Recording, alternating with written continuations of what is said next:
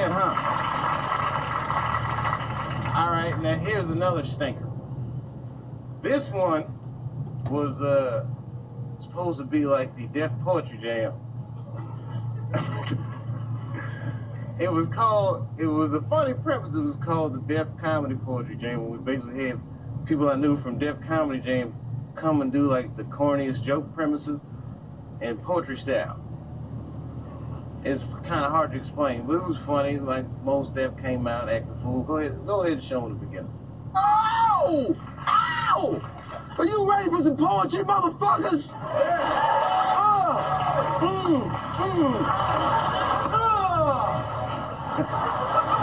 All right. So then Shucky Ducky comes out, and Hamburger, and all these guys come out and do hacky black poems. And I even did one myself, which is pretty hilarious. I'll show it to you in its entirety. Here's the one I did.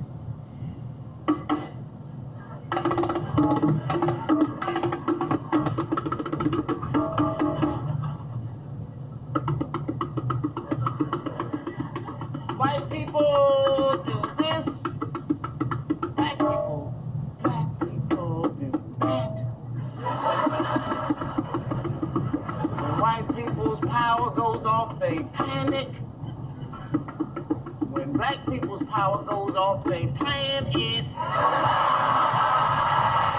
We'll take a quick commercial break, but don't go anywhere. We have more of our greatest misses coming up.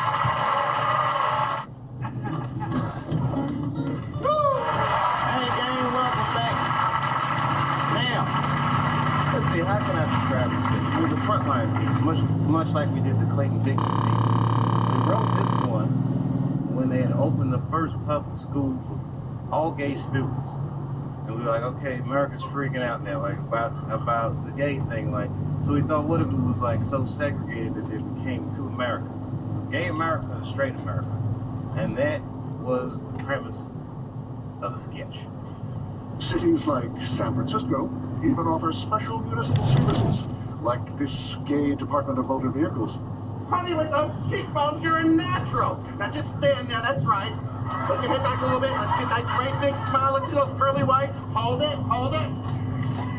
Congratulations, your license plate is so ready. It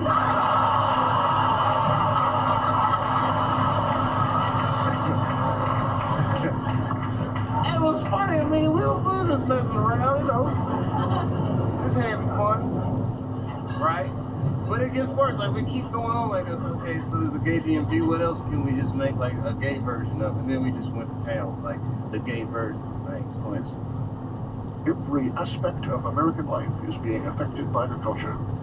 There are gay butchers, gay landscapers,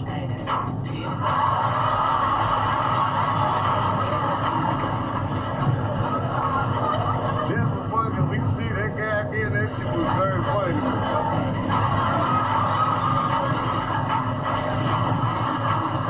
Here's where we start spinning out of control. All right, this next one was offensive not only to gay people, but black people. And if you're a gay black person, then you get doubly made. But it was all in the spirit of fun. I still think it's funny. All right, go ahead and show it. Here in Huntsville, Alabama, amazingly, they have started a gay chapter of the Ku Klux Klan. Oh, it's hot like the Dickens. As I was saying to Brian, we hate too, okay? But we do it a special way. We do it with compassion. Morning, I'm with the KKK. We had a meeting and we're talking, and we'd be more comfortable if you guys left the neighborhood.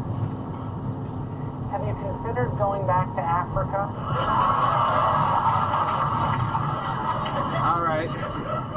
Now this next piece was the piece that started the whole shebang bang. This was the first premise that led to this gay American sketch. This actually was Charlie Murphy's idea. He called and was like, I got this funny idea for a sketch, man. And told Neil, and we just ran with it. This is the most splendiferous, spectacular, monumental event in the history of the world. That's how you do it. Get past, get back over. Let that traffic go.